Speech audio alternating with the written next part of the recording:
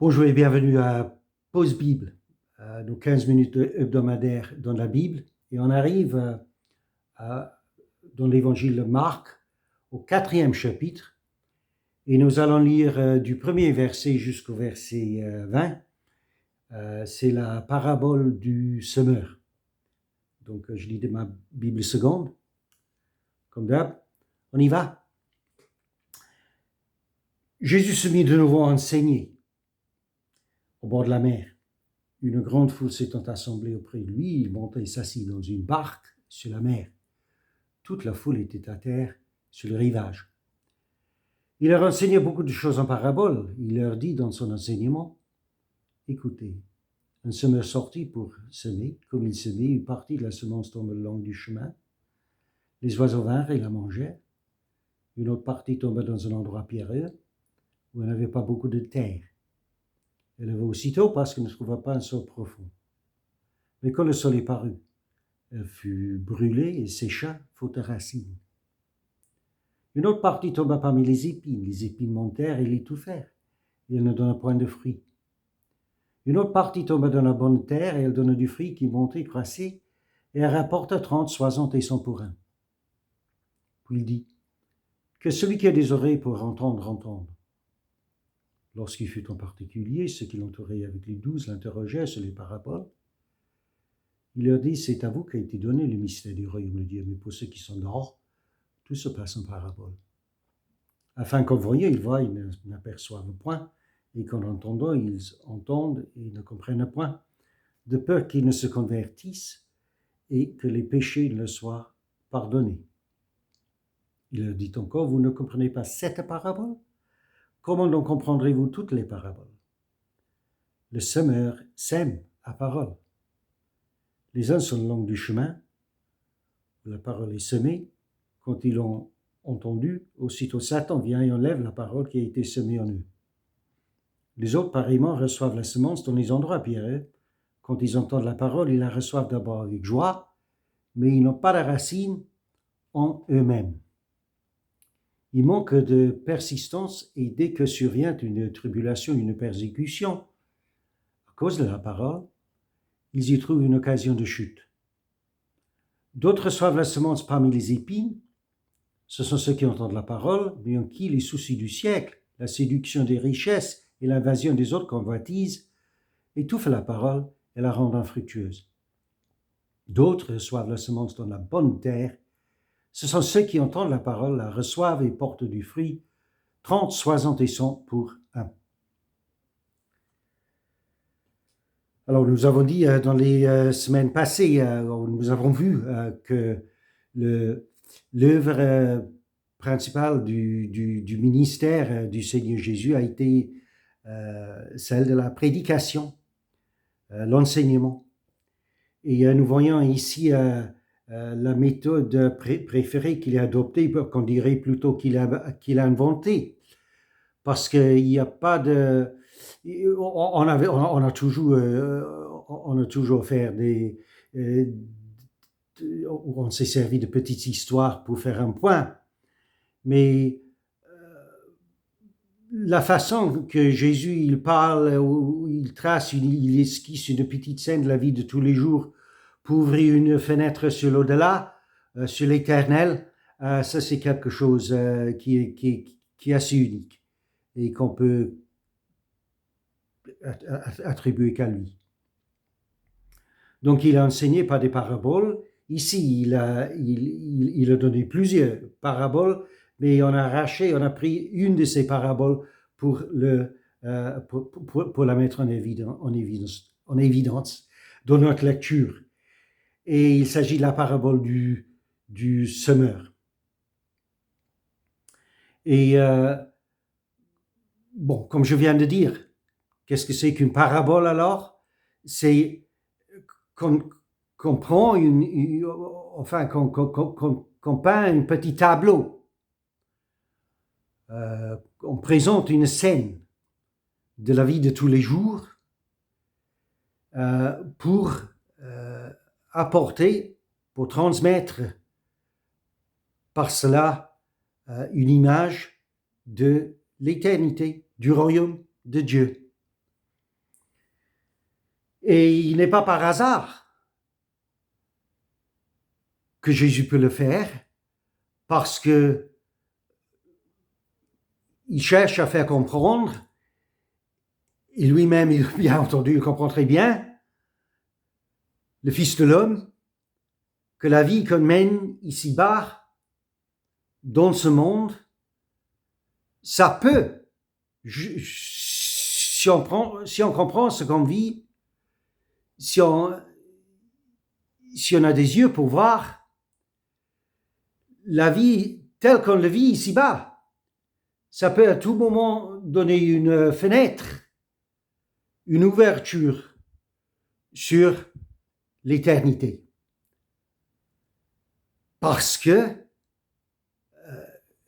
le monde lui-même donne des images, donne une certaine image de la beauté, la majesté, les valeurs, les lois de l'Éternel. Et la création elle-même reflète sa gloire, sa majesté. Et nous-mêmes, nous avons été créés à l'image de Dieu.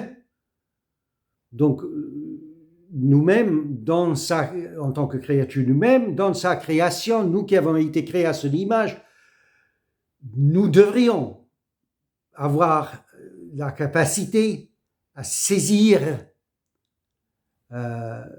les clés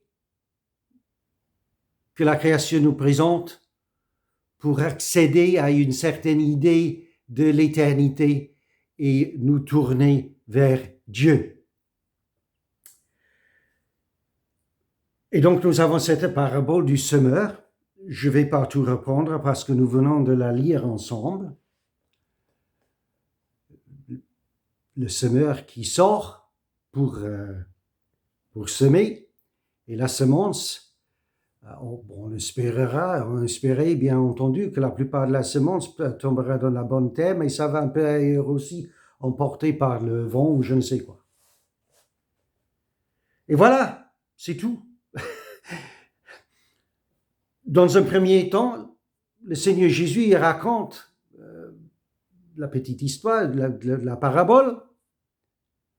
Il présente la scène, il fait la mise en scène. Et puis voilà, il dit rien de plus.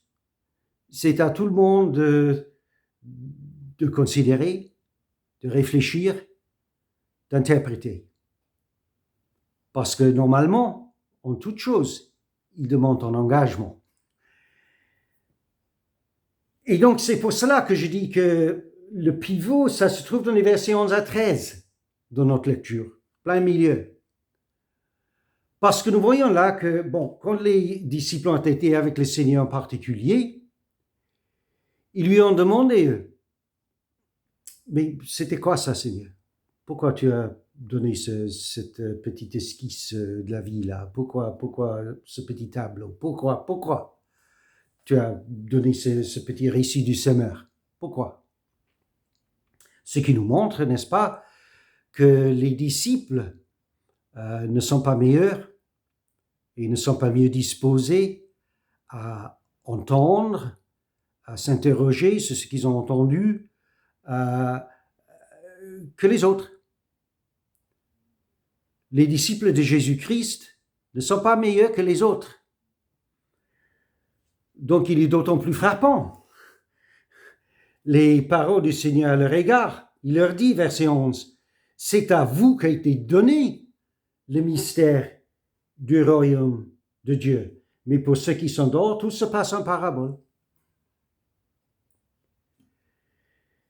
Et puis il leur dit un peu plus tard, « Vous ne comprenez pas cette parabole? Comment donc comprendrez-vous toutes les paraboles? Oui, c'est vrai, mes disciples, vous n'êtes pas meilleurs que les autres, mais c'est à vous qu'a été donné le mystère du royaume. » Alors, vous n'êtes pas meilleur, mais vous êtes dans une meilleure situation. Parce que, pourquoi? Mais parce que vous êtes mes disciples. Vous êtes avec moi. Et c'est grâce à moi. Déjà, je vais vous expliquer la parabole que vous venez d'entendre. mais c'est grâce à moi que tout va vous être donné. Vous allez découvrir, vous allez recevoir, vous allez, vous ferez partie de tout le plan, tous les secrets du royaume de Dieu, grâce à moi et parce que vous êtes avec moi. Alors vous voyez qu'encore une fois, c'est inévitable. Le Seigneur Jésus, en ne pas parlant directement de lui-même, il ne peut s'empêcher de parler de lui-même. Parce que c'est grâce à leur association avec lui que les disciples vont avoir accès. Et ça leur sera donné, cet accès à tous les secrets et tous les bienfaits du royaume de Dieu. Quelle situation privilégiée que d'être chrétien et que d'être disciple de Jésus-Christ, n'est-ce pas? Et donc maintenant, pour terminer l'explication qui leur est fournie, cette fois-ci, comme le Seigneur leur aide déjà à saisir et à comprendre les secrets du royaume. On est dans le verset 14, où nous lisons que le semeur sème la parole. Il faut commencer par là. Surtout pour nous qui sommes chrétiens, parce que nous sommes déjà sûrement revenus sur cette histoire plusieurs fois. Et nous l'avons lu plusieurs fois. Et nous avons tendance à considérer cette histoire comme faisant un partage des groupes qui entendent la parole de Dieu et un triage entre les gens qui entendent la parole de Dieu en telle sorte qu'ils vont tomber dans tel ou tel groupe. Et bien sûr, ça c'est le but, je dirais même le but principal de la réflexion. Mais il ne faut pas sauter. Il ne faut pas sauter jusque-là. Parce que si on ne commence pas avec le verset 14, il n'y aura pas de suite. Hein. C'est le semeur qui sème la parole. Ça, c'est la première partie de l'explication fournie par le Seigneur Jésus. Alors, c'est qui le semeur? Bon, la semence, alors c'est la parole. Donc, le semeur, c'est celui qui donne la parole. Et le semeur est sûrement Dieu lui-même. Le semeur est sûrement le Seigneur Jésus qui prêche et ses disciples qu'il forme. Et c'est celui qui prêche, celui qui partage la parole de Dieu, c'est celui-là qui est le semeur. Et s'il n'y a pas de semeur, il n'y aura pas de semence semée et donc il n'y aura pas de récolte. Quel que soit le nombre d'auditeurs potentiels et quel que soit le groupe où ils vont tomber, eux-mêmes, il n'y a pas de semence qui va tomber s'il n'y a pas ceux qui partagent et ceux qui prêchent cette parole-là. Alors, je crois que c'est bon de la rappeler. Et puis nous avons les groupes, et bien sûr, encore je ne vais pas reprendre, nous avons fait la lecture tout à l'heure. C'est vrai que ça fait peur de savoir qu'il y a des gens qui entendent la parole et que ça n'aura aucun effet du tout. Satan arrache la parole. Et puis il y a d'autres qui... Et c'est ici que ça travaille, n'est-ce pas? Soyons francs. C'est ici que ça travaille. Ils entendent la parole, ils reçoivent d'abord avec joie, mais ils n'ont pas de racine en eux-mêmes, ils manquent de persistance. Et dès que survient une tribulation, une persécution, à cause de la parole, ils y trouvent une occasion de chute. Combien de personnes ont été tentées, sinon ils ont déjà quitté le chemin, tenté de quitter le chemin, parce que c'est trop dur. Il y a l'opposition. Marcher en tant que chrétien, marcher comme chrétien, vivre comme chrétien, c'est ça c'est pas la ligne de la moindre résistance, hein, c'est pas la ligne de la facilité. Donc il vaut mieux ne pas signer si vous avez cette idée-là. Et puis, il y a encore la séduction des richesses, du plaisir, de tout confort. Ça, c'est l'autre chose qui étouffe la parole dans le cœur d'après le verset 19. Et puis ceux qui reçoivent la semence, entendent, reçoivent, ça travaille, ça devient fructueux, ça porte du fruit. Et après, ça rend cette vie-là fructueuse. Il y a d'autres fruits qui se reproduisent, de la semence et du partage qui sort de cette vie-là. Ça, c'est la bonne terre. Ça, c'est la bonne terre. Bon, on est déjà 1 minute. On a dépassé par 1 minute. Je vous laisse là pour le moment et à très bientôt.